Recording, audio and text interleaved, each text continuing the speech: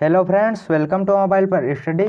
तो दोस्तों, आज के वीडियो में हम आपको बताने वाले हैं अम्ल तथा क्षारक में अंतर। तो इससे पहले हमने अम्ल तथा क्षारक की वीडियो अपलोड कर दी है, उसका लिंक आपको डिस्क्रिप्शन में मिल जाएगा, वहां से जाकर आप देख सकते हैं।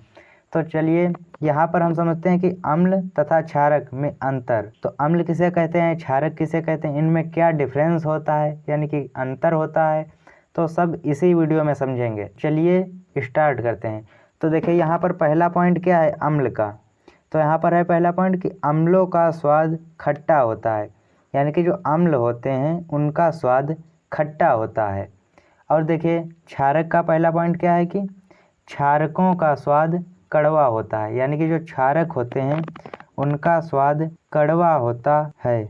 और देखिए यहाँ पर कि अम्ल का दूसरा पॉइंट है ये वाला कि ये नीले लिटमस को लाल कर देते हैं। जो अम्ल होते हैं वो नीले लिटमस को लाल कर देते हैं, तथा क्षारक का दूसरा पॉइंट देखिए कि ये लाल लिटमस को नीला कर देते हैं। जो क्षारक होते हैं वो लाल लिटमस को नीला कर देते हैं।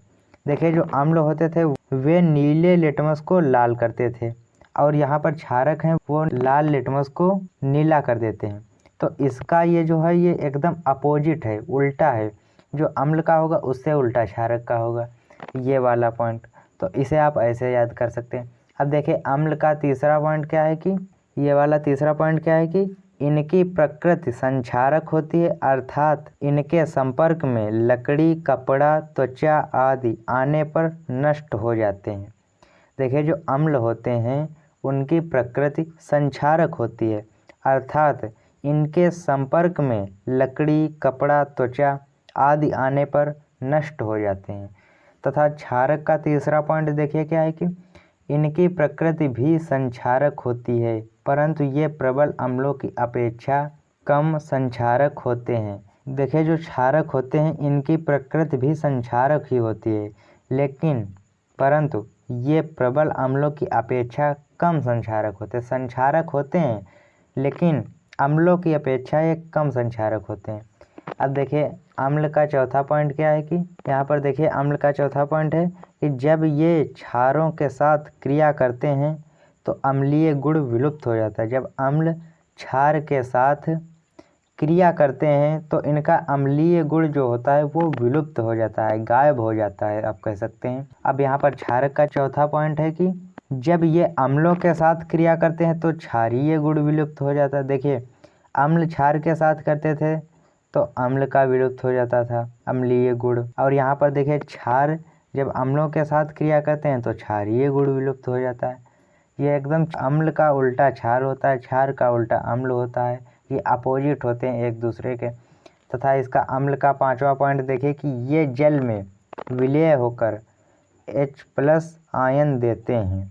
जो अम्ल होते हैं वो जल में विलय होकर H+ आयन देते हैं।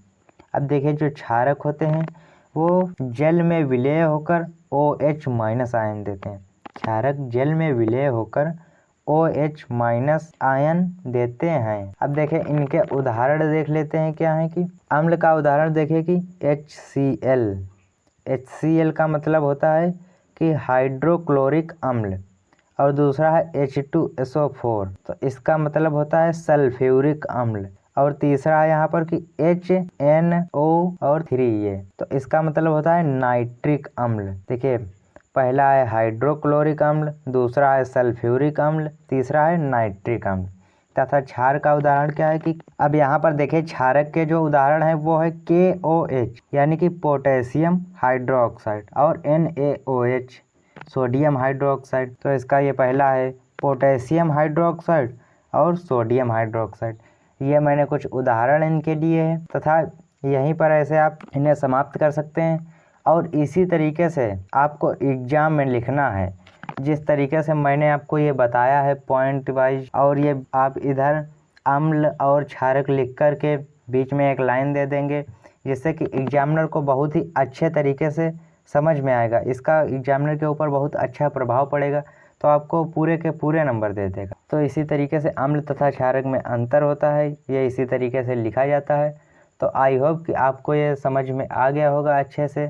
तो यदि आपको वीडियो अच्छी लगी तो वीडियो को लाइक कर दीजिए एंड चैनल को सब्सक्राइब कर दीजिए। दोस्तों के पास अपने शेयर जरूर कर दीजिए ताकि वे भी अपनी पढ़ाई अच्छे से कर सकें। तथा मिलते हैं आपसे और किसी नए वीडियो के साथ। तब तक के लिए जय हिंद।